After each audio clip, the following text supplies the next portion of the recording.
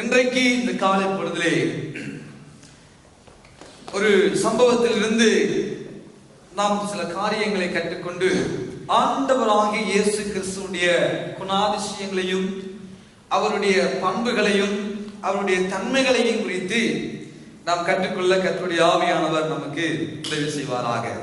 எல்லாருக்கும் தெரிந்த ஒரு அழகான சுத்த வேதாகம பகுதியில் இருந்து நாங்கள் சில காரியங்களை கற்றுக்கொள்ள போகிறோம். ஆண்டவர் நமக்கு உதவி செய்வாராக. மத்தேயு 14வது அதிகாரத்துக்கு நேராக வேதாகமங்களை நாம் திருப்பிக் கொள்வோம். மத்தேயு 14வது அதிகாரம்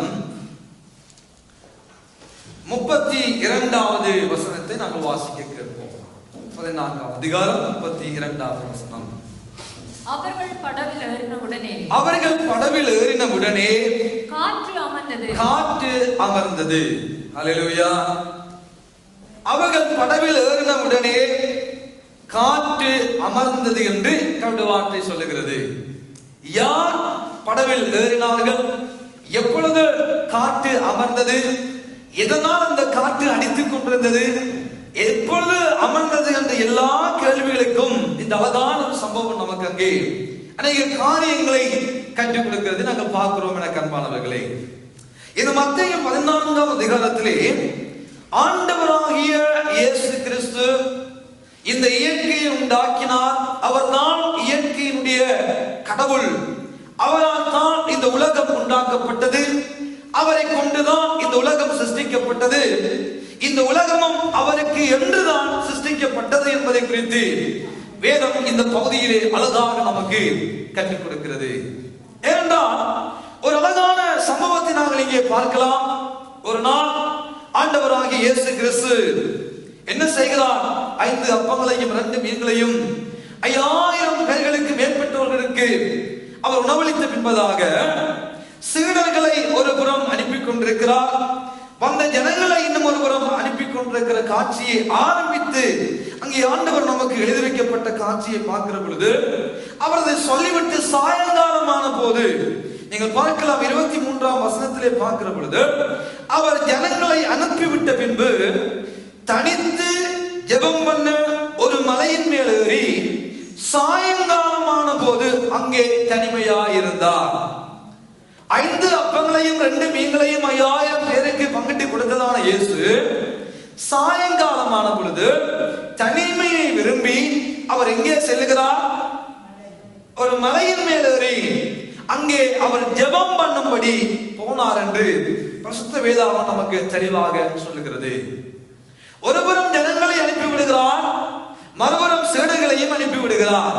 அவர்கள் எல்லாம் இவர்களோடு இருந்தவர்கள், இயேசுவோடு இருந்தவர்கள், இயேசுவை தேடி வந்தவர்கள், இயேசுவோடு வாழ்ந்து கொண்டிருக்கிறவர்களை இயேசு 2 வழிகளில் பிரயாணங்களை மேற்கொள்ளும்படியாக அனுப்புகிறார். ஒரு கூட்டம் கடல் வழியான பிரயாணம், மறுகூட்டம் தரை வழியான பிரயாணம். இப்படி 2 பகுதியும் சீடர்கள் ஒருபுறம் ஜனங்கள் ஒருபுறம் போய் கொண்டிருக்கிற பொழுது இயேசுவும் ஒருபுறம் மலையின் மேல் செல்கிற காட்சியை இங்கே நாம் காண வாசிக்க கேட்கிறோம் என்பாளர்களே. ஆனால் இந்த 24ஆம் வசனத்தை பார்க்கிற பொழுது அதற்குள்ளாக படவு நடுக்கடலிலே சேர்ந்து எதிர்காற்றாய் இருந்தபடியினால் அலைகளினால் அலைவுபட்டது.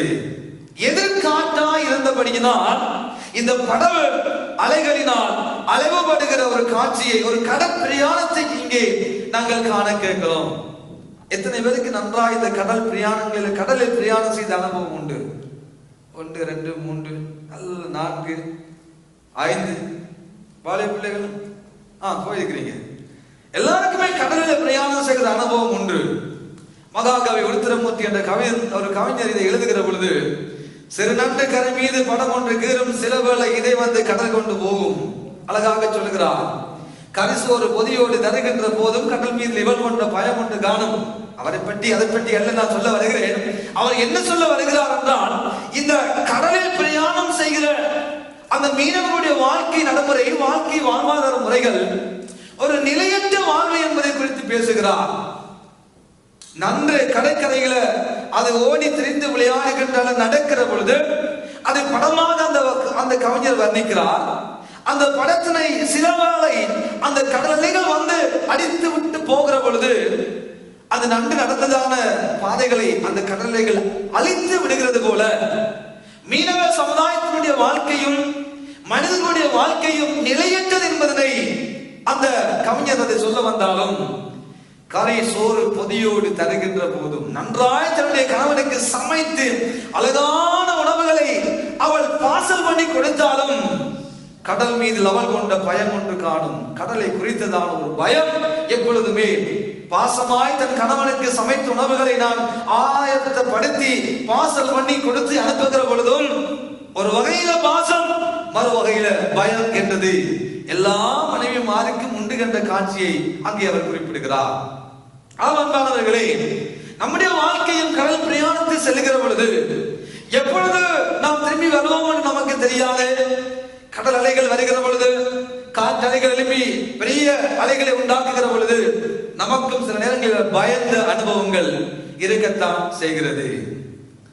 எனக்கு தெரியும், சிறு வயதிலே கிளாலியால் நாம் ஒரு கடல் பிரயாணத்தை மேற்கொண்ட பொழுது, கிளாலியால் நாங்கள் யாழ்ப்பாணம் இருந்து வண்டி போதைக்குள்ளே போகிற பொழுது அநேக இழுவை படகுகளை கட்டி விடுவார்கள். பெரிய படகு முன்னுக்கு போகும், மற்ற படகெல்லாம் அந்த கயத்துல கட்டப்பட்டவர்களாய் அந்த பிரயாணத்தை மேற்கொள்வோம். ஒரு வகையில பார்த்தால் ராவில ஒரு வெளிச்சம் ஒன்று பெருசாக தோன்றும், அது பராலைட் என்று சொல்லுவார்கள். அந்த வெளிச்சம் தோன்றுகிற பொழுது அநேகர் என்ன செய்வார்கள், காடியர்களால் அந்த கடல் பிரயாணத்தை செல்லுகிறவர்கள் அநேகர் கொன்ற சம்பவங்கள், சுடப்பட்ட சம்பவங்கள், கப்பல்கள் தாண்டு அநேகர் இறந்த சம்பவங்கள் அநேகருக்கு ஞாபகம் இருக்கத்தான் செய்யும். அந்த சம்பவங்கள் எல்லாம் கேட்டு அந்த பிரயாணத்தை மேற்கொள்ளுகிற பொழுது நாமும் தப்பி பிழைத்து கரை சேருவோம் என்ற ஐயத்துல இன்றைக்கு எத்தனையோ ஆண்டுகளுக்கு முன்பதாக நான் நினைக்கிறேன் 96ஆம் ஆண்டு அந்த பிரயாணத்தை செய்கிற பொழுது நமக்கும் அப்படிப்பட்ட ஒரு பயம் எனக்கும் இருந்ததுதான். இப்போ நீங்களும் அந்த பிரயாணத்தை மேற்கொண்டு உங்களுக்கும் இருந்திருக்க வாய்ப்புகள் இருக்கத்தான் செய்கிறது. யோசித்து பாருங்கள், அழகாக இந்த பிரயாணத்தை இந்த சீடர்கள் மேற்கொண்டு போகிறார்கள். அழகான கடல் பிரயாணத்தை மேற்கொள்ளுகிற பொழுது வேதம் சொல்லுகிறது 26ஆம் வசனத்திலே, 25ஆம் வசனத்திலே, 24ஆம் வசனத்திலே படவு நடுக்கடலில் சேர்ந்த பொழுது எதிர்காற்றாக இருந்தபடியினால் அலைவுபடுகிற ஒரு காட்சி. எதிர்காற்று அடிக்கிறது, அழகாக அந்த படகு நடுக்கடலில் சென்று விடுகிறது. நடுக்கடலில் சென்ற பொழுது எதிர்காற்று அடிக்கிற ஒரு நிலைமை, படகு சரியாக தன்னுடைய பிரயாணத்தை மேற்கொள்ள முடியாத ஒரு நிலைமை. காற்றினால் நாம் கரை சேருவோம் என்ற பயம் எல்லாருக்குள்ளும் சூழ்ந்து கொண்டிருக்கிற ஒரு பகுதியில அடுத்த வசனம் சொல்லுகிறது, இரவின் 4ஆம் ஜாமத்தில் என்ன நடக்கிறதா, இயேசு கடலின் மேல நடந்து அவர்களுக்கு வருகிறார். யோசித்து பாருங்கள் எனக்கு அன்பானவர்களே, ஒரு பயந்த சூழல், காற்றடிக்கிற சூழல், பெரிய அலைகள் எழுப்பி கொந்தளிக்கிற சூழல், படகு தன்னுடைய பிரயாணத்தை செல்ல முடியாதபடி அலைகளினால் அலைவுபட்டு தத்தளிக்கிற ஒரு சூழல்ல 4ஆம் ஜாமத்தில் ஒரு மனிதர், வெள்ளை அங்கி தரித்தவராய் ஒரு மனிதர் கடலில் மேல் நடந்து வருகிற பொழுது எப்படி இருந்திருக்கு யோசித்து பாருங்க. கற்பனைக்கு கொண்டு வந்து பாருங்க. இரவுல யாருமே இல்லை, அந்த ஒரு சூழல்ல ஒரு பக்கம் அலைகளை பார்த்த பயம், மற்ற பக்கம் ஆரோ ஒரு மனிதர் தண்ணிக்கு மேல் நடந்து வருகிற ஒரு காட்சி. இதுவரைக்கும் சீடர்கள் தண்ணிக்கு மேல் நடந்ததை பார்க்கவே இல்லை. யாராவது பார்த்துக்கிறீங்களா? யாராவது? இன்றைக்கு வரைக்கும் நடக்க முடியல. எத்தனையோ பெரிய மாகாணங்கள் நடக்க முயற்சிக்கிறார்கள், நடக்க முடியல. ஒரு நாள் சாய்பாபா என்ற ஒரு மனிதர் இலங்கைக்கு வருவதாக அறிவித்த பொழுது ஐயா ராஜேந்திரம் ஐயா பகிரங்கமாக ஒரு சவாலை விட்டார். சாய்பாபாவே, இலங்கைக்கு வருவாயானால் வா, நமக்கு ஒரு போட்டி நியமிக்கப்படுகிறது. நீ தண்ணிக்கு மேல் நடந்து என்ற கடவுளை நிறுவி, நான் தண்ணிக்கு மேல் நடந்து எந்த கடவுளை நிறுவிக்கிறேன் என்று திறந்த சவாலை விட்ட பொழுது வர இருந்த மனுஷன் அப்படியே நின்று விட்டதை நாம் அறிந்திருக்கிறோம். அன்பானவர்களே, இயற்கை நியதிகளில் ஒன்று, தண்ணிக்கு மேல் ஒரு மனிதனால் நடக்க முடியாது என்பது இயற்கையின் நியதி. ஆனால் இந்த இயற்கையை உண்டாக்கின அந்த நியதிகளுக்கெல்லாம் கடவுள் தண்ணிக்கு மேல நடந்து வந்ததை வேதம் இங்கே சொல்லுகிறது. யோசித்து பாருங்கள். அலை அடிக்கிறது ஒரு பக்கம், அந்த அலை அடிக்கிற கடலில, கொந்தளிக்கிற கடலில என் அருள்நாத இயேசு அலையை உண்டாக்கினவர் அலைகளின் மேல் நடந்து வருகிற பொழுது சீடர்கள் படவில் இருக்கிறார்கள். ஒரு பக்கம் காட்சி அலையடிக்கிறது. அந்த அலைகளின் மத்தியில் இயேசு மெல்ல மெல்லமாக கடலின் மேல் நடந்து வருகிற ஒரு காட்சி. இதை பார்த்த சீடர்கள் என்ன செய்தார்கள்? அடுத்த வசனத்தை வாசியுங்கள். 26வது வசனம். அவர் கடலின் மேல் நடக்கிறதை சீஷர்கள் கண்டு கலக்கம் அடைந்து ஆவேசம் என்று சொல்லி பயத்தினால் அலறினார்கள். சரியா பிள்ளையா? இதுதான் நடக்க வேண்டும். ஒரு மனிதனுடைய வாழ்க்கையில் நடக்கத்தான் வேண்டும். என்னால் என்றுமே வாழ்க்கையில பிறந்த நாளில் இருந்து இன்றைய வரைக்கும் அதை காணாத ஒரு சம்பவம். அது நடு சாமத்தில் நடந்து வருகிற பொழுது கலக்கம் வந்தது, பயம் வந்தது, திகில் வந்தது, நடுக்கம் வந்தது. எல்லா பயந்த உணர்வுகளும் அந்த படகுக்குள்ள இருந்த எல்லாருக்குள்ளும் வந்தது என்பதுதான் உண்மை. ஏனென்றால் வேதம் நமக்கு தெளிவாக சொல்லுகிறது, அவர் கடலின் மேல் நடக்கிறதை யாரு பார்க்கிறார்கள்? சீஷர்கள் அனைவரும் கண்டு. இதமாக சொல்லுகிறது பாருங்கள் அன்பானவர்களே. ஒருவர் அல்ல படகுல, இருவர் அல்ல, எல்லா சீடர்களும் இருக்கிறார்கள். 12 சீடர்கள் படகுக்குள்ள இருக்கிறார்கள். அந்த அத்தனை சீடர்களும் அந்த இயேசுவை பார்த்து ஆவேசம் என்று சொல்லி கத்த வலிக்கிடுகிறார்கள், அலற வலிக்கிடுகிறார்கள். நடுக்கடல், இரவு ஆன ஒரு சூழல். இயேசு நடந்து வருகிற பொழுது முதலாக பார்க்கிறார்கள். கத்துவதில் எந்த விதமான வேட்டு கருத்துக்களும் இல்லை. கத்தத்தான் வேண்டும், சரிதானே? அதுல நானோ நீங்களோ இருந்திருந்தால், நாமும் அந்த குழுவில் இருந்தவர்கள் எதை செய்தார்களோ அதைத்தான் செய்திருப்போம் என்பதில் எந்த மாற்றமும் இல்லை, சரிதானே? அப்போ ஆவேசம் என்று சொல்லி அவர்கள் பயத்தினால் அலறி கத்தி கூச்சல் இடுகிற பொழுது இயேசு என்ன செய்கிறார் பாருங்கள் அன்பானவர்களே. உடனே இயேசு என்ன செய்கிறார்? அவர்களோடு பேசி, திடன் கொள்ளுங்கள், நான் தான், பயப்படாமல் இருங்கள். அல்லேலூயா! எவ்வளவு அன்பானது கடவுள் நமக்கு உண்டு பாருங்கள். என்ன செய்வது என்று அறியாத சூழல், படகு அலைகளினால் அலைவுபடுகிற சூழல், நெருக்கமான சூழல், பயந்த சூழல், இக்கட்டான சூழலில் மாண்ட வர்க்கத்தை உண்டாக்கின தெய்வம் அவர்களோடு பேசும்படியாக, அவர்களை திடப்படுத்தும்படியாக, அவர்களை தைரியப்படுத்தும்படியாக பேசுகிற அழகான காட்சி ஆண்டவர் எனக்கு உங்களுக்கும் எழுதி வைத்துள்ளார். அன்பானவர்களே, இயேசு என்றால் அவர் தமது ஜனங்களுடைய பாவங்களை நீக்கி அவர்களை ரட்சிக்கிறவர் என்ற பெயரோடு இந்த வானத்தையும் பூமியை உண்டாக்கின கடவுள் மனிதனாக இயேசு என்னும் பெயரோடு இந்த பூவுலகத்துக்கு கடந்து வந்தார்.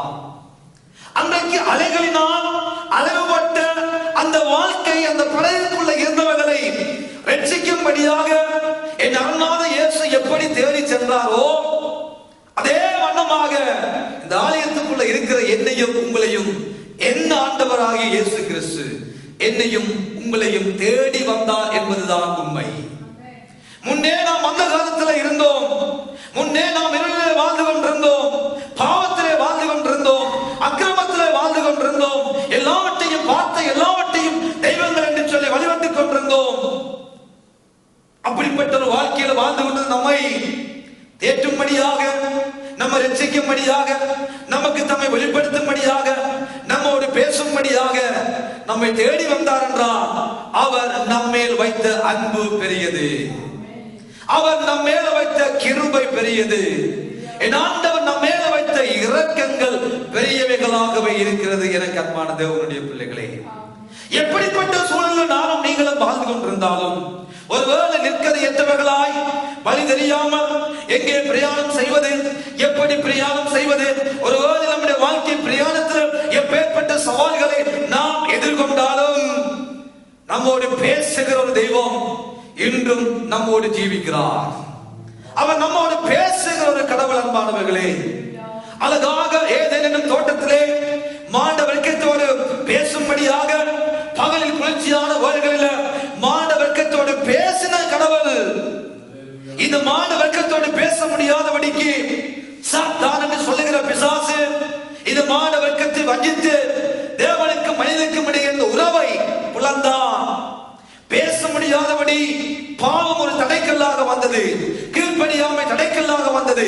இறைவனுக்கும் மாட வர்க்கத்துக்கும் இடையே இருந்த உறவு துண்டிக்கப்பட்டது.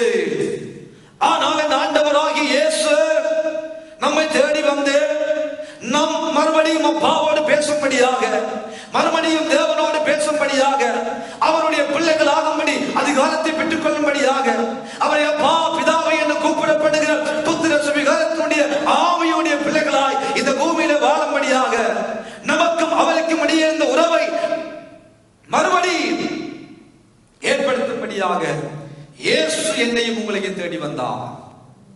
அவர் பேசுகிற தெய்வம், பேசாத கல்லோ மரமோ விக்கிரகமோ அல்ல. இன்றைக்கு நம்மோடு பேசுகிற தெய்வம். எப்படி நம்மோடு பேசுகிறார்? தேவனுடைய வார்த்தையின் மூலம் நம்மோடு பேசுகிறார். இந்த வார்த்தையை வாசிக்கிற தேவனுடைய பிள்ளைகளுடைய வாழ்க்கையில என் ஆண்டவராகிய இயேசு கிறிஸ்து இன்றும் பேசுகிறவராகவே இருக்கிறார். இன்றும் நமக்கு செவி கொடுக்கிறவராகவே இருக்கிறார். இன்றும் நம்முடைய நிலைமைகளை பார்த்து நம்மை தவிக்க விடுகிற ஆண்டவராக அல்ல. எந்த சூழ்நிலையிலும் உங்கள் வாழ்க்கை படகு தத்தளித்தாலும் உங்களை தேடி வருகிற ஒரு நல்ல தெய்வம் உங்களுக்கு உண்டு. உங்களை விசாரிக்கும்படியாக, நம்முடைய நெருக்கங்களில் நமக்கு உதவி செய்யும்படியாக, நம்மோடு பேசும்படியாக, ஆதரவற்றவர்களாய், அநாதைகளாய், கைவிடப்பட்டவர்களாய், துரத்துண்டவர்களாய், சிறுமையானவர்களாய், ஐயோ யாரும் இல்லை என்று அங்களாய் பேகலாம். என் ஆண்டவர் உங்களை பார்த்து சொல்லுகிறார், பேசுகிற தெய்வம் உயிரோடு உண்டு. உங்களோடு பேச விரும்புகிற கடவுள் உண்டு. முதலாவது இயேசு கடலின் மேல நடந்து அந்த சீடர்களிடம் போனதுக்கு ஒரே ஒரு காரணம், அவர்களோடு பேசும்படியாக. உடனே இயேசு, ஆண்டவருடைய வார்த்தை அழகாக சொல்கிறது பாருங்கள், உடனே இயேசு அவர்களுடன் பேசினார். அவர்களோடு பேசினார். அவர் பேசுகிற பொழுது வேதம் சொல்லுகிறது, அவர் பேசி திடம் கொள்ளுங்கள், நான் தான், பயப்படாதிருங்கள். எந்த ஒரு மனிதனுடைய வாழ்க்கையில எப்பேற்பட்ட சூழ்நிலையிலும் இயேசு பேச ஆரம்பிப்பாரானால் அந்த பேசுகிற மனிதனுடைய வாழ்க்கையில் ஒரு திடம் காத்திரம் வரும், தைரியம் வரும். எதற்கும் பயப்படாத சூழ்நிலையை என் ஆண்டவர் உருவாக்கி கொடுப்பார். அவர் பேசுகிற பொழுது சூழ்நிலைகள் மாறும். அவர் பேசுகிற பொழுது நம்ம அகச்சூழலாகிய நம்முடைய ஆள் மனதில், உள் மனதில் ஒரு விடுதலை உண்டாகும், தைரியம் உண்டாகும், ஒரு திடம் உண்டாகும். அன்பானவர்களே, இயேசு பேசினார். பேசும்படியாகவே அந்த கடலின் மேல நடந்து போனார்.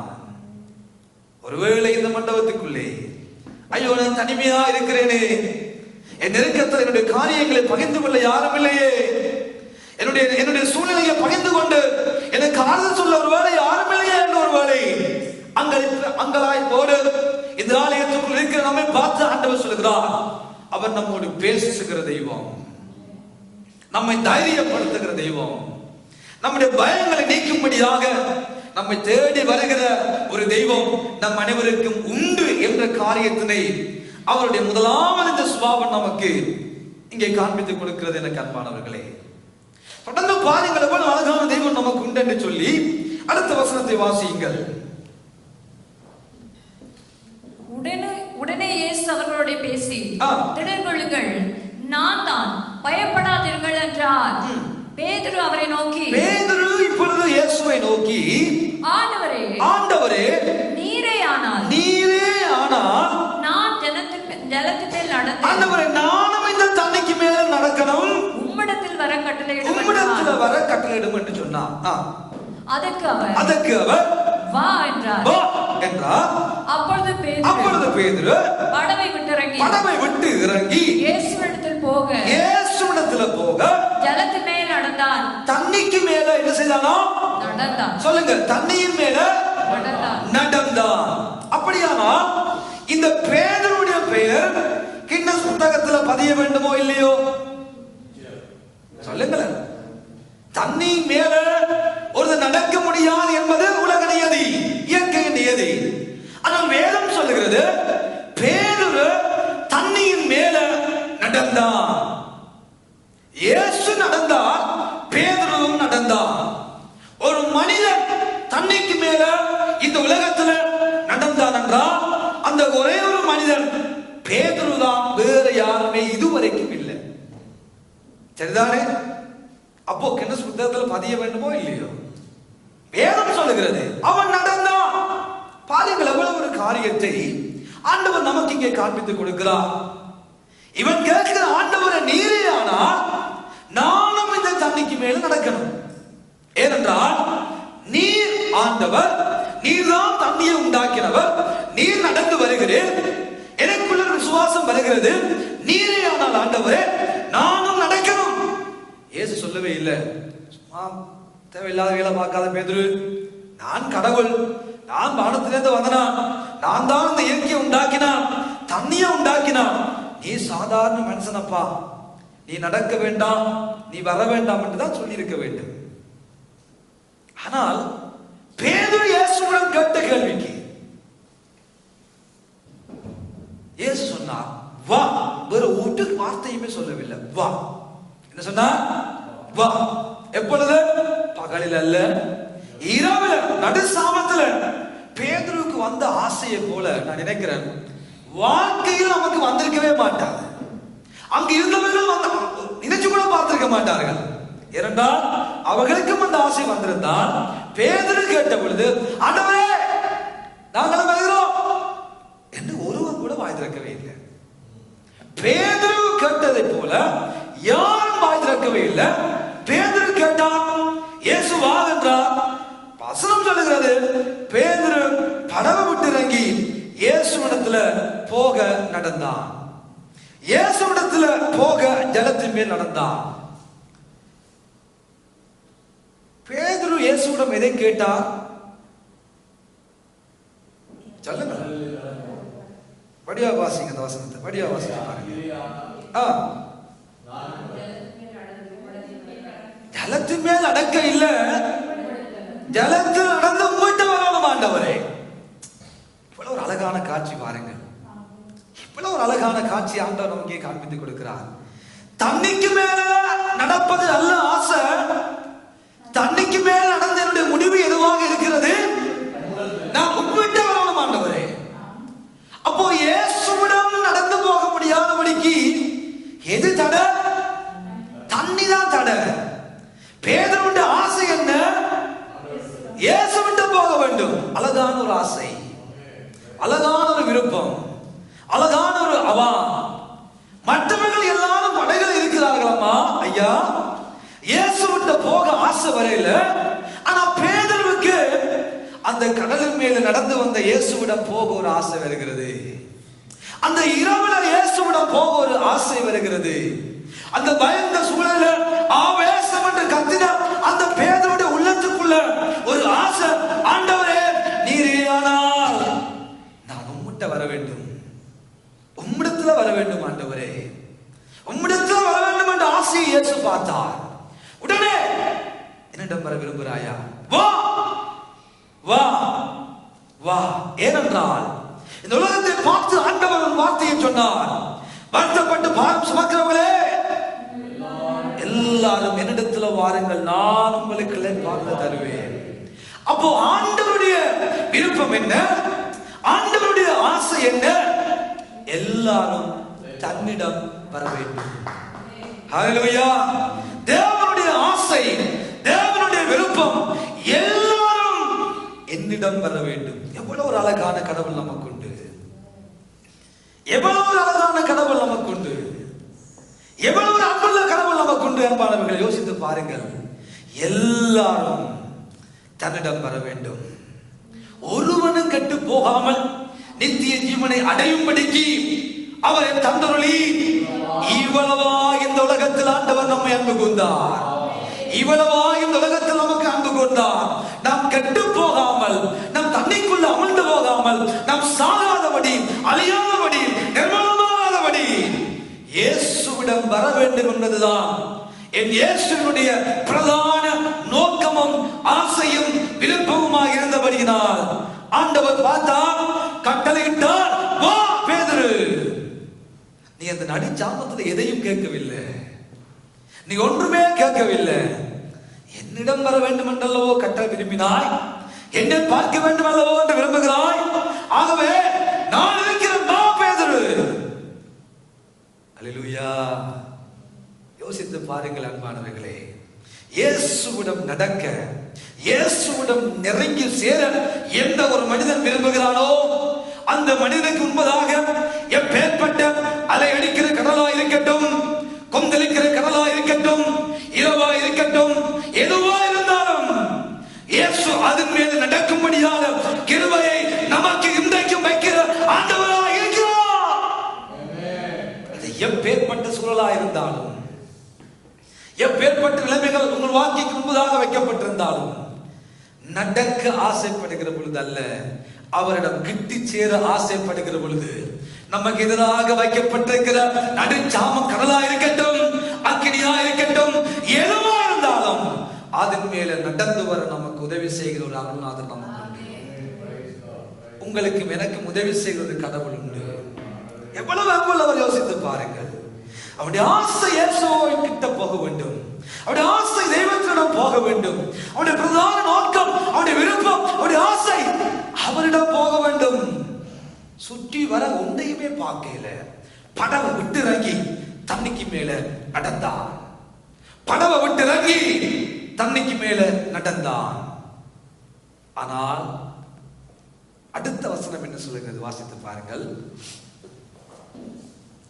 காற்று பலமாயிருக்கிறதை கண்டு, காற்று பலமாயிருக்கிறதை கண்டான், பயந்தான், அமிழ்ந்து போகையில ஆண்டவரே, ஆண்டவரே என்னை ரட்சியும் என்று கூப்பிட்டான். யோசித்து பாருங்கள், யாரிடம் செல்லும்படியாக நடந்தான்? ஆனால் இயேசுவிடம் செல்லும்படியாக நடந்த பேதுருவுக்கு என்ன நடந்தது? அமிழ்ந்தான். இயேசுவிடம் செல்லும்படியாக நடந்த பேதுரு அமிழ்ந்தான். இயேசுவிடம் கிட்டி போக வேண்டும் என்ற ஆசையில படவை விட்டிறங்கி, படவில் இருந்த ஒருவனையும் திரும்பி பார்க்காமல், யாரையுமே உதவிக்கு கேட்காமல் நடந்தான். ஆனால் அந்த இயேசு இந்த பேதுருவை கையை விட்டது போல நமக்கு தெரிகிறது, நடுக்கடலில் அமர்த்தினது போல நமக்கு தெரிகிறது. ஐயோ, இயேசுவை பார்க்க வல்லவோ நடந்தான், ஐயோ இயேசுவிடம் போகும்படியாக வல்லவோ நடந்தான், வேறு எதையும் பெற்றுக்கொள்ளும்படியாக அல்ல, இயேசுவிடம் போகும்படியாக நடந்தான், அமிழ்ந்தான், நடந்தான், அமிழ்ந்தான். இயேசுவை பார்க்கும்படியாக போன பேதுரு, இயேசுவிடம் கட்டிக்கேறும்படியாக போன பேதுரு அமிழ்ந்தான், அமிழ்ந்தான். அன்பான தேவனுடைய பிள்ளைகளே, அதற்கு இயேசு காரணம் இல்லை. இயேசு தன்னிடம் வருகிறவர்களை கடலுக்குள்ளே அமர்த்துகிற ஒரு கடவுள் அல்ல. நெருக்கத்துக்குள்ளும், பாடுகளுக்குள்ளும், அக்கினிக்குள்ளும், தண்ணிக்குள்ளும் அமர்த்தி அழகு பார்க்கிற கடவுள் இயேசு அல்லவே அல்ல. திருடவும் அழிக்கவும் கொல்லவுமே அன்றி வேறு ஒன்றைக்கும் வரான். ஆனால் நானும் அவர்களுக்கு ஜீவன் உண்டாயிருக்கவோ அவர்களை பரிபூர்ணப்படுத்தவும் வந்தேன் என்று சொல்லி யோவான் 10:10 ஆண்டவராக இயேசு கிறிஸ்து நமக்கு வாக்கு கொடுத்திருக்கிறார். அப்போ இயேசு ஒருவனை அழிக்கும்படியாகவோ, தண்ணிக்குள் அமர்த்தும்படியாகவோ, கொலை செய்யும்படியாகவோ, கொல்லும்படியாகவோ வந்த கடவுள் அல்ல. அவர்களை வாழ வைக்கும்படியாக, அழகு பார்க்கும்படியாக, ஆசீர்வதிக்கும்படியாக, ரட்சிக்கும்படியாக, உதவி செய்யும்படியாக நம்மை தேடி வந்த கடவுளாய் அவர் இருக்கிறபடியினால் வேதம் சொல்லுகிறது, அவர்கள் அவரை நோக்கி பார்த்து பார்த்து பிரகாசம் அடைந்தார்கள். அவர்கள் முகங்கள் வெட்கப்பட்டு போனதில்லை. தன்னிடம் வருகிறவர்கள் புறம்பே தள்ளாத ஒரு கடவுள் இயேசு. ஆனால் தன்னிடம் வந்த பேதுரு அமிழ்ந்து போனான். இயேசுவிடம் வந்ததான பேதுரு அமிழ்ந்து போனான். எல்லாவற்றையும் விட்டு படவை விட்டு, சீடர்களை விட்டு, நண்பர்களை விட்டு, சகோதரிகளை விட்டு எல்லாவற்றையும் வந்த பேதுரு அமிழ்ந்து போனான். அன்பான தேவ ஜனமே, காரணம் என் வேதம் சொல்லுகிறது, காற்று பலமாய் இருக்கிறதை கண்டான். பலமாய் இருக்கிறதை கண்டான். காற்று பலமாய் இருக்கிறதை கண்டான். அது ஒரே ஒரு ரீசன் தான் காரணம். இன்றைக்கு படவை விட்டு இறங்கி நடந்த எத்தனையோ பேதருக்கள் வாழ்க்கையில இயேசுவின் மேல் விசுவாசம் வைத்து எத்தனை போராட்டங்கள் மத்தியில், எத்தனை உபத்திரவங்கள் மத்தியில் குடும்பத்தை விட்டு, பாரம்பரியத்தை விட்டு, சமயங்களை விட்டு, சம்பிரதாயங்களை விட்டு, கலாச்சாரங்களை விட்டு, உறவுகளை விட்டு இயேசுவின் மேல் விசுவாசம் வைத்து நடந்த எத்தனையோ தேவனுடைய பிள்ளைகளுடைய வாழ்க்கை இன்றைக்கு அமர்ந்து போனதற்கு இயேசு என்னும் கடவுள் காரணம் அல்ல. இயேசு காரணமே இல்லை. காரணம் காற்றை கண்டார்கள். சொல்லுங்க எல்லாரும், காற்றை கண்டார். இதுவரைக்கும் கர்த்தரை பார்த்து நடந்தவன், இயேசுவை பார்த்து நடந்தவன், நன்றாய் நடந்தவன், காற்று பலமா இருக்கிறதை கண்டான். அதே காற்று படவில் இருக்கிற பொழுது இருந்ததா இல்லையா? இருந்தது. அதே காற்றினால் அலைவுபட்டு அடிபட்டு தங்கள் படகு வாழ்க்கையை பிரயாணிக்க முடியாதபடி இருந்த பொழுது அதே பேதுரு படவில் இருந்து அந்த காற்றை பார்த்தான். ஆனால் நடந்த பேதுரு காற்றை கண்டான். கர்த்தரை பார்த்து நடந்தவன் காற்றை கண்டபடியினால் பயந்து அமிழ்ந்து போனான் என்று வேதம் சொல்கிறது. அன்பான தேவனுடைய பிள்ளைகளே, அன்பான தேவனுடைய பிள்ளைகளே, ஒருவேளை ஆவிக்குரிய வாழ்க்கையில, விசுவாசம் என்ற கிறிஸ்தவ வாழ்க்கையில நாம் நடக்கிறவர்களாக ஒருவேளை என்று இருக்கலாம். ஆண்டவருக்கு ஸ்தோத்திரம். நாம் நடந்து கொண்டிருக்கலாம். அக்கினியின் மேல் நடக்கலாம், பிரச்சனைகளின் மேல் நடக்கலாம், உபத்திரவங்களின் மேல் நடக்கலாம், எல்லாவற்றுக்கும் மேல நடக்கிறவர்களாய் இருக்கிறோமானால் நல்லது. ஆண்டவருக்கு நன்றியை சொல்ல கடவோம். நடப்பதற்கு காரணம் நாம் அல்ல, நம்முடைய பார்வை ஆண்டவர் மேல இருக்கிறபடியினால் நாம் நடக்கிறோம். தன்னைக்கு மேல் நடக்கிறோமா?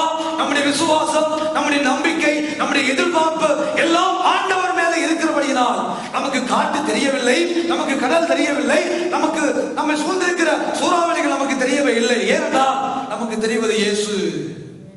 நம்முடைய பார்வை இயேசுவின் மேல இருக்கிறபடினால் நடக்கிறோம். எப்பொழுது ஒரு மனிதனுடைய பார்வை திசை திரும்பி படைத்தவரை பார்க்க வேண்டிய பார்வை, படைப்புகளின் மேல, சிருஷ்டித்தவரை மேல வைக்க வேண்டிய பார்வை சிருஷ்டிப்பின் மேல வைக்கிற பொழுது எல்லா மானிட வர்க்கத்தினுடைய வாழ்க்கைக்குள்ளும் வீழ்ச்சி என்பது வரத்தான் செய்கிறது.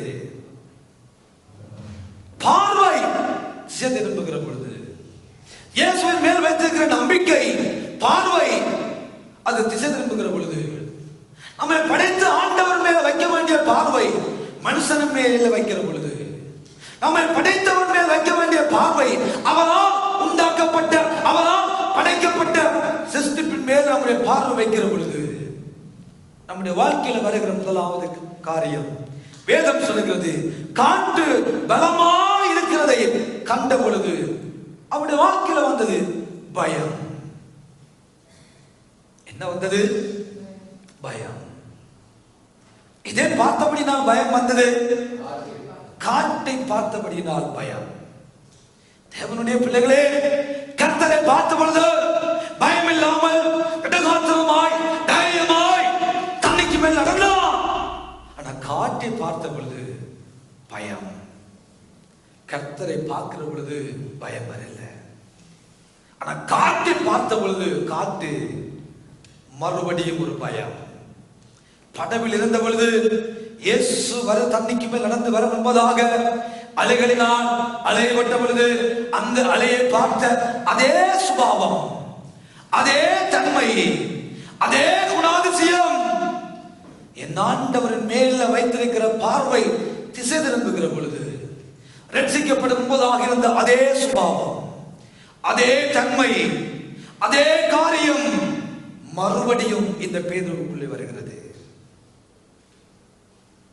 முதல் இருந்தது, இயேசு பேசும்பதாக இருந்தது, இயேசுவை சந்திக்கும்பதாக இருந்தது, இயேசுவை பார்த்து நடக்கும்பதாக இருந்த அதே சுபாவம் இங்கே வெளிப்படுகிறது. பயம் உண்டாகிறது, பயம் உண்டாகிறது. அருமையான தேவனுடைய பிள்ளைகளே, எப்பேற்பட்ட சூழல் நமக்கு எதிராக வைக்கப்பட்டிருந்தாலும், அது ஒருவேளை நமக்கு முன்பதாக இருக்கிற அக்னி 7 மடங்கு அதிகமாய் அதிகரித்தாலும், எப்பேற்பட்ட காரியம் நமக்கு முன்பதாக வைக்கப்பட்டிருந்தாலும், அதை உண்டாக்கின ஆண்டவர் ஒருவர் உண்டு. அந்த பிரச்சனையை பார்க்கிறோம், ஒரு பெரியவர் நமக்கு உண்டு. வியாதியை பார்க்கிறோம், வியாதியை சுகப்படுத்துகிற யாஹ்வே ராஃபா என்பவர் உண்டு. நமக்கு ஒருவர் உண்டு. அவர் எல்லாவற்றையும் விட பெரியவர், அவர் எல்லாவற்றையும் விட உன்னதமானவர், அவர் எல்லாவற்றையும் விட உயர்ந்தவர். அந்த பெரியவரை நாம் பார்க்கிற பொழுது பிரச்சனைகள், போராட்டங்கள், துன்பங்கள், வியாதிகள், கஷ்டங்கள், கடன்கள், எப்பேற்பட்ட சூழ்நிலையா இருந்தாலும் அவற்றை பார்க்கிற பொழுது நமக்கு பெரிதாக தெரியும்.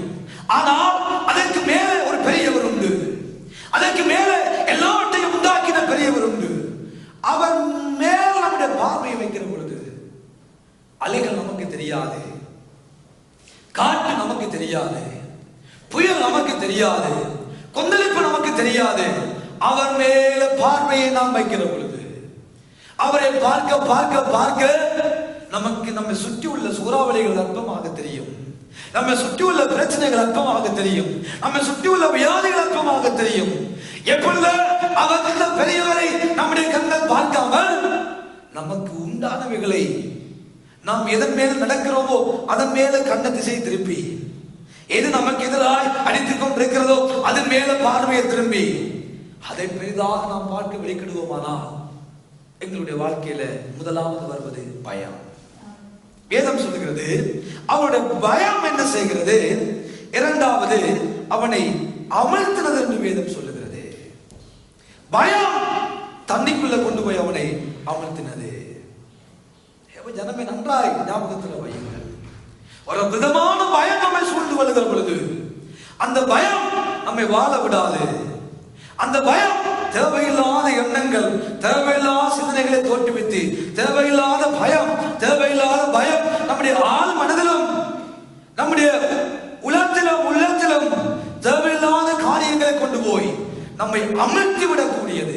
யோபு சொல்லுகிறான், நான் பயந்த காரியம் எனக்கு நேரிட்டது. பயம் வருகிற பொழுது ஐயோ இது நடந்து விடுமோ, ஐயோ இந்த வருத்தம் வந்து விடுமோ, இது பெரிதாய் மாறி விடுமோ, இதன் வாழ்க்கை இல்லாமல் அழைத்து விடுமோ, என் வேலை இல்லாமல் ஆக்கி விடுமோ, என் படிப்பை இல்லாமல் ஆக்கி விடுமோ, ஐயோ என் பயம் இந்த வாழ்க்கைக்குள்ளே வருகிற பொழுது நம்மை அமிழ்த்தி விடும் என்பார்களே. அதற்குள்ளே கொண்டு போய் நம்மை அமிழ்த்தி விடும். நாம் மீள முடியாதபடி, நாம் நடக்க முடியாதபடி, நாம் வாழ முடியாதபடி பயம் முதலாவது வந்து இந்த வாழ்க்கையை குட்டிச்சோறாக்கி நாம் இறந்த நிலைமையில கொண்டு போய் நம்மை அமிழ்த்தி விடும். அதுதான் உண்மை. தேவன் நமக்கு பயமுள்ள ஆவியை கொடுக்கவே இல்லை. அன்பை கொடுத்திருக்கிறார், பலத்தை கொடுத்திருக்கிறார், தெளிந்த புத்தியை நமக்கு கொடுத்திருக்கிறார், ஞானத்தை கொடுத்திருக்கிறார். அப்படிப்பட்ட கிருபையான வரங்களை தேவன் நமக்கு கொடுத்திருக்கிறார்.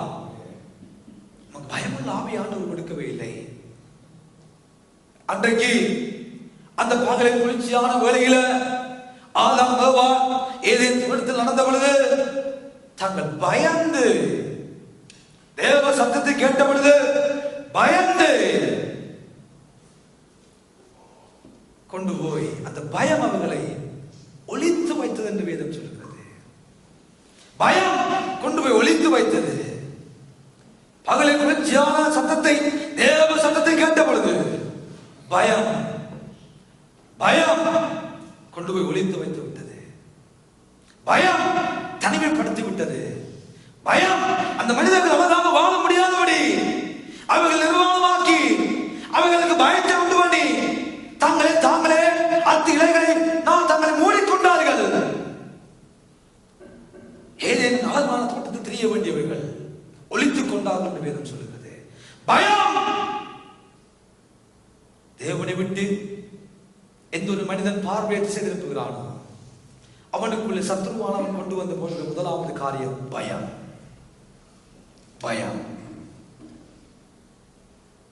மனதளவுல பயம், மானசீக அளவுல பயம் ஒரு மனிதனை தனிமைப்படுத்துகிறது.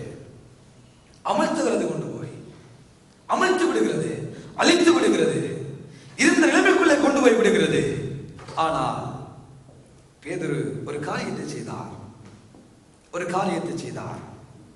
தான் காட்டி பார்த்தபடியினால், அதை கண்டபடியினால், தான் பயந்தபடியினால் தனக்கு ஒரு அமிழ்ந்து போகிற சூழல் உண்டாயிருக்கு என்பதை அறிந்த பேதுரு அழகான ஒரு வார்த்தை, ஆண்டவரே என்னை ரட்சியுங்கப்பா, ஆண்டவரே என்னை ரட்சியுங்க.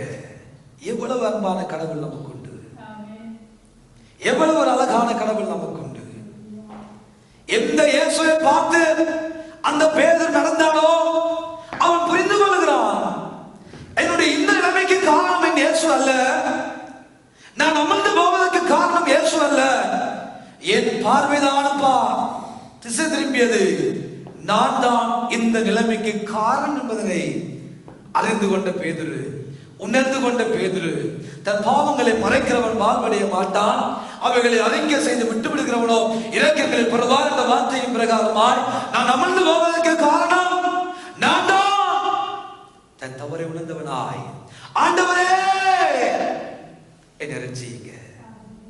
ஒரு ஜெபம், ஒரு அழகான ஜெபம், ஆண்டவரே என்னை ரட்சியுங்க, ஒரு அழகான ஜெபம் என்று சொன்ன உடனே ஆண்டவர் சொல்லுகிறார், உடனே இயேசு கையை நீட்டி அவனை பிடித்து, அற்ப விசுவாசியே ஏன் சந்தேகப்பட்டாய் என்றார். அவர்கள் படவில் ஏறினவுடன் காற்று அமர்ந்தது. அழகாக பக்தன் பாடுகிறார், எதிர்காற்று வீச, எதிர்போல பேச, என்னை காக்கும் புகலிடமே, என்னை காக்கிற ஒரு புகலிடம் உண்டு. நமக்கு ஒரு புகலிடமானவர் உண்டு, நமக்கு ஒரு நம்பிக்கையானவர் உண்டு. எதிரில் எவ்வளவு காற்றுகள் நமக்கு அடிக்கட்டும், எதிரில் எத்தனை பேர் பேசட்டும் பரவாயில்லை, நமக்கு ஒரு புகலிடமானவர் உண்டு. அமிழ்ந்து போகிற வாழ்க்கையா இருக்கட்டும், பயப்பட்ட ஒரு வாழ்க்கையா இருக்கட்டும், அந்த பயத்தை நிமித்தமாக இந்த மதிய வேளையில அமிழ்ந்து கொண்டிருக்கிற வாழ்க்கையாக இருக்கட்டும், எப்பேற்பட்ட வாழ்க்கையாக இருந்தாலும் அந்த பேதுரு செய்தது போல ஆண்டவரே நிரட்சியும்.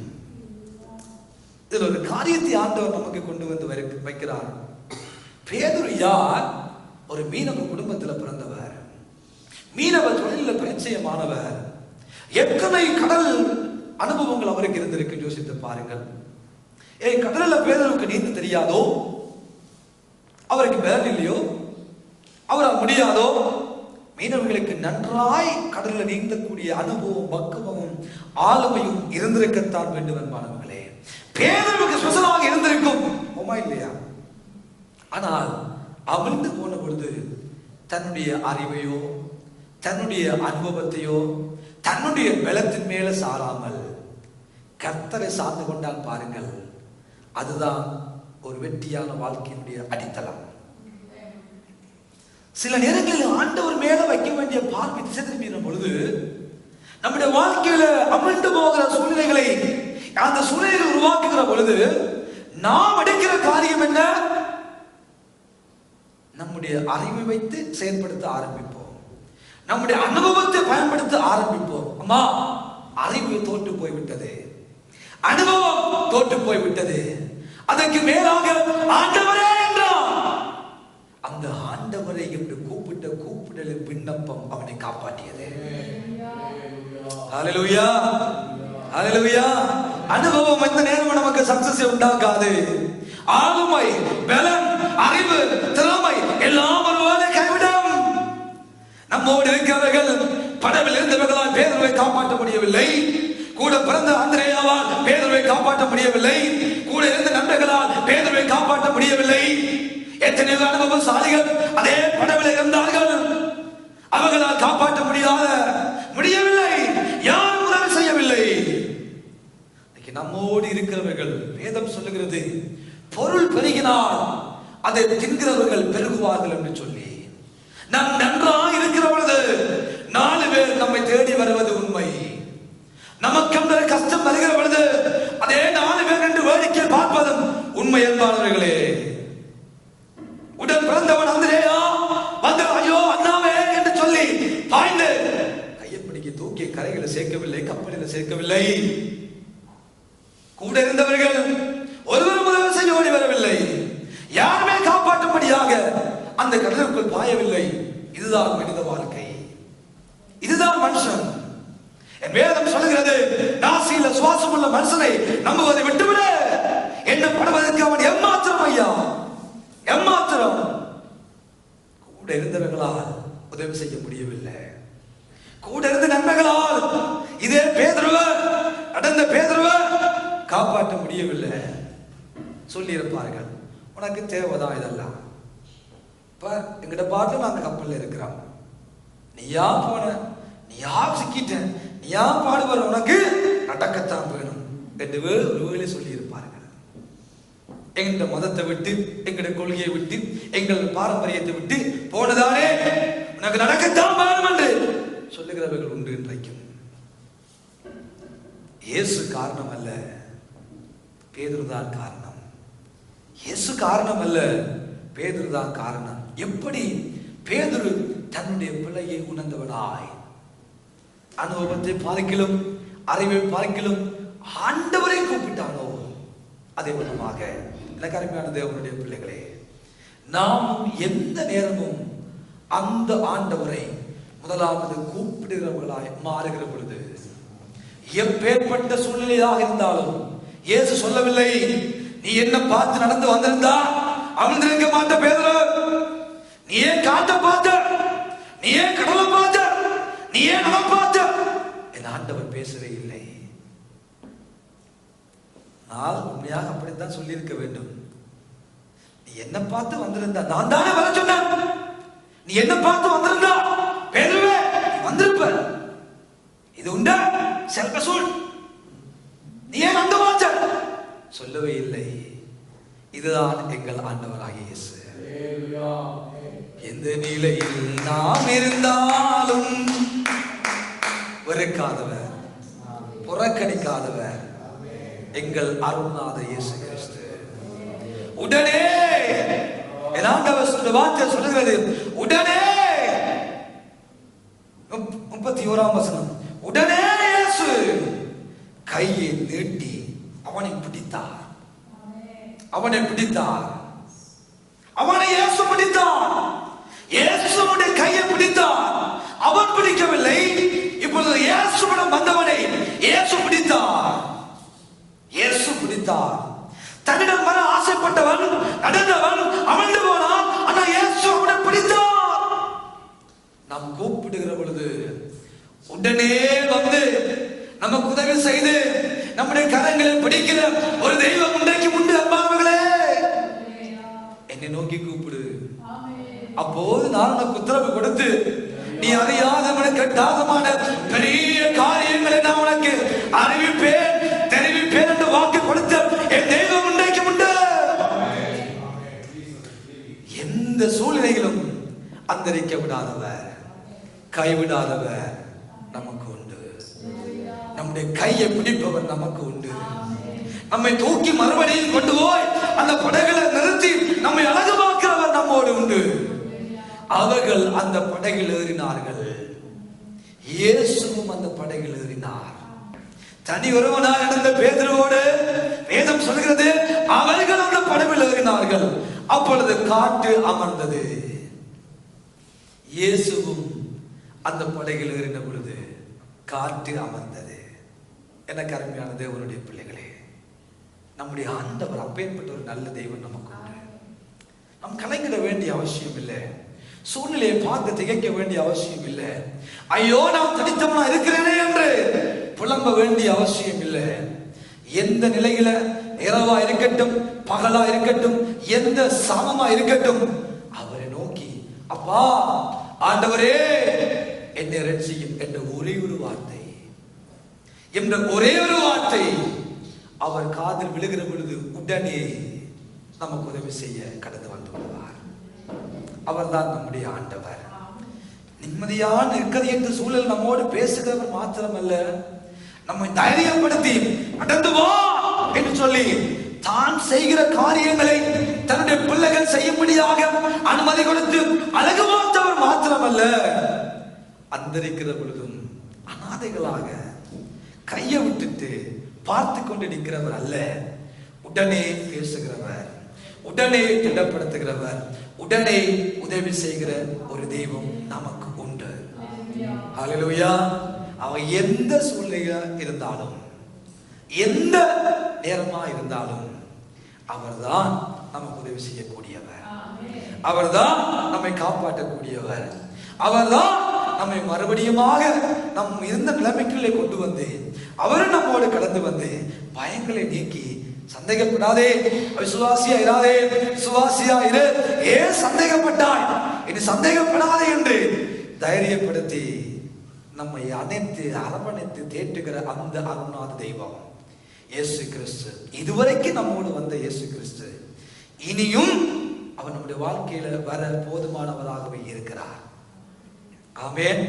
பேசுகிற தெய்வம், திடப்படுத்துகிற தெய்வம், நம்மை தூக்கி நிறுத்துகிற தெய்வம்.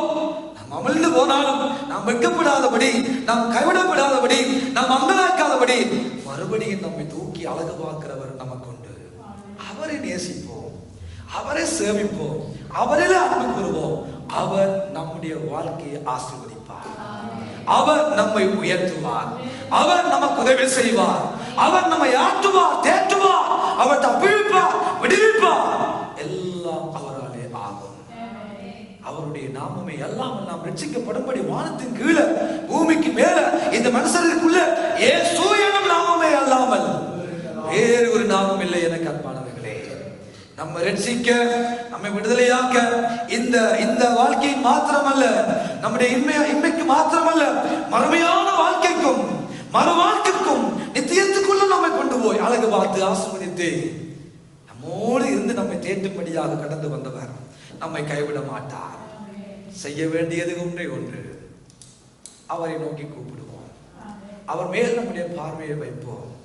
அவரை விசுவாசிக்கிற பொழுது அழகாய் இதுவரைக்கும் நம்மை நடத்தின ஆண்டவர் இனியும் நம்மை நடத்துவார். ஆமென். இனியும் நம்முடைய குடும்பங்களை நடத்துவார், நம்முடைய பிள்ளைகளை நடத்துவார், நம்முடைய திருச்சபை அவர் நடத்த போதுமானவராய் இருக்கிறார். ஆமென். ஆண்டவர் தாம் உங்களை ஆசீர்வதிப்பாராக. நாங்கள் யாரும் எழுந்திருப்போம்.